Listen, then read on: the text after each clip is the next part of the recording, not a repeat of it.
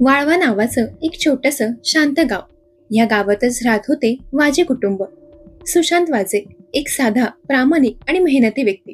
त्याचा संसार म्हणजे त्याची पत्नी प्राची आणि त्यांचा 3.5 वर्षांचा निरागस मुलगा मनन. मनन ज्याचा हसू म्हणजे गावातील प्रत्येकासाठी एक आनंद देणारा क्षण. गोलसर चेहरा, डोळ्यात एक वेगळी चमक आणि हसताना गालावर पडणारे खळगे.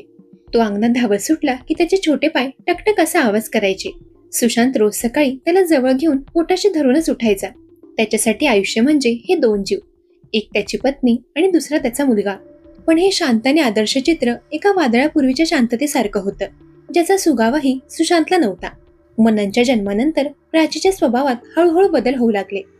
सुरुवातीला सुशांतला वाटलं की बाळ झाल्यावर स्त्रियांमध्ये असे बदल होतात, पण तो बदल फक्त स्वभावापुरता मर्यादित नव्हता.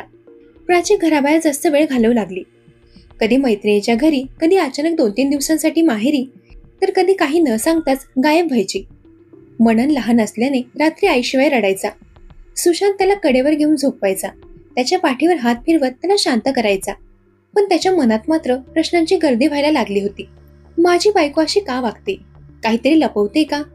एक दिवस गावातल्या गणपती उत्सवात सुशांत आणि प्राची दोघेही गेले होते. गर्दीत लोकांच्या गप्पा ऐकत असताना अचानकच सुशांतची नजर एका उंच रुबाबदार व्यक्तीवर पडली. त्याच्या अंगात महागडा शर्ट पॅन्ट, हातात सोन्याचं घड्याळ आणि चेहऱ्यावर एक विशिष्ट आत्मविश्वास. सुशांतने पाहिलं की प्राची त्याच्याशी अगदी जवळून बोलत होती. त्यांच्या नजरेत एक वेगळी चमक होती.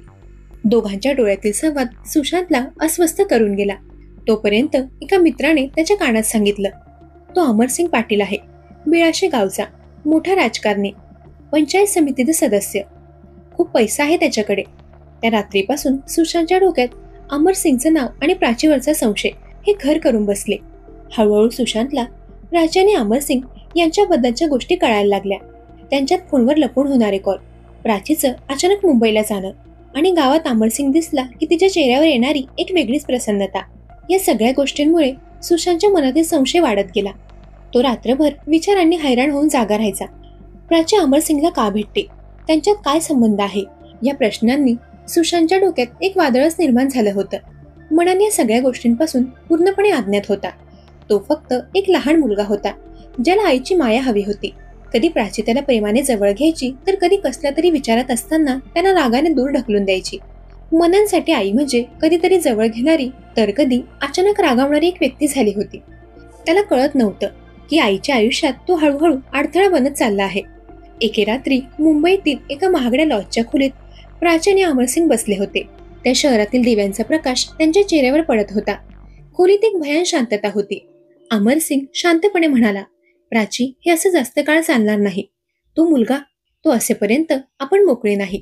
त्याला काढून टाकायला हवं. प्राचीने क्षणभर त्याच्याकडे पाहिलं. तिच्या डोळ्यात एक भीतीची लहर आली आणि गेली, पण तिने लगेच स्वतःला सावरलं. तिचा चेहरा थंड आणि निर्विकार झाला. ती हळूच म्हणाली, ठीक आहे. त्या रात्री त्यांनी एका निरागस जीवाचं आयुष्य संपवण्याचा निर्णय घेतला. दुसऱ्या दिवशी मनन नेहमीप्रमाणे अंगणात खेळत होता. त्याची आई त्याला खोलीत बोलावते. तिथे अमरसिंग उभा होता. मननला काहीतरी वेगळं वाटलं.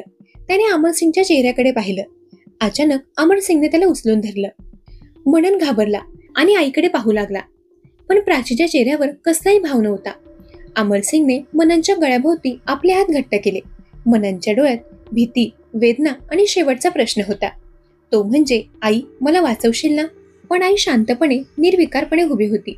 काही क्षणांनी मननच्या धडपडण्याचा आवाज शांत झाला. अमरसिंगने त्याचा मृतदेह गाडीत ठेवला आणि बिळाशेकडे जाण्यासाठी निघाला.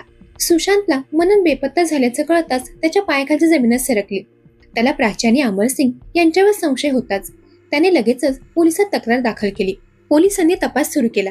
त्यांच्या मोबाईलचे लोकेशन, सीसीटीव्ही फुटेज आणि कॉल रेकॉर्ड तपासले आणि सगळ्या धाग्याचा शेवट त्या दोघांकडेच झाला.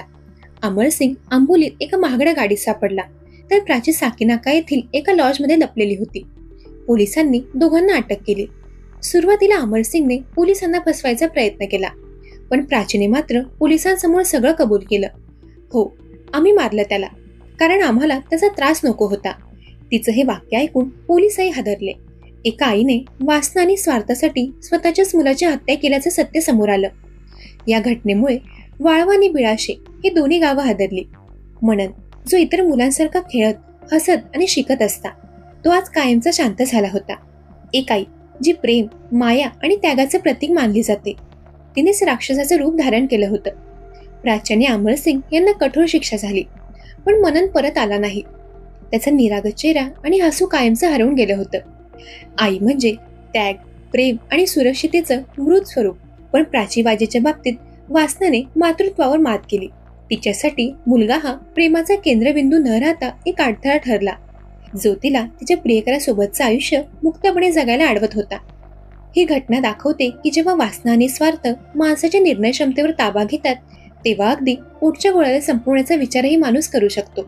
अमर आणि प्राची दोघांनीही मननला केवळ अडथळा म्हणून पाहिलं.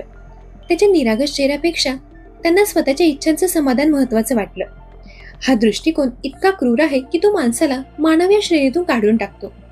लहान मुलं स्वतःचा बचाव करू शकत नाही. त्यांना सर्वात सुरक्षित वाटणारे ठिकाण म्हणजे आईची मिठी. पण जेव्हा आईच धोका बनते, तेव्हा ते मुलांच्या दृष्टीने जगाचा संपूर्ण अर्थच संपतो. मननच्या शेवटच्या क्षणी आईकडे असलेल्या अपेक्षा आणि त्यांचं दुर्लक्ष हे मानवी नात्याचं सर्वात भीषण पतन आहे. त्यांनी मृतदेह दूर नेऊन अंत्यसंस्कार केला, गावाला वेगळी गोष्ट सांगितली, पण तंत्रज्ञान, पोलीस तपास आणि सत्याचा स्वभाव हे सगळं शेवटी उघड करतच. कोणताही गुन्हा कायम गुप्त राहू शकत नाही, कारण माणसाची वागणूक, पुरावे आणि नशीब कधीतरी कट उघड करतच.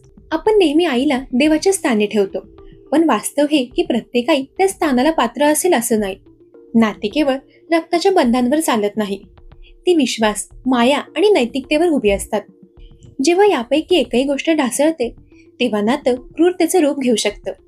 ही घटना आपल्याला सांगते की मानवी स्वभावातील अंधाऱ्या बाजू कधी कधी आपल्याला सर्वात प्रिय नात्यांमध्ये दिसू शकतात.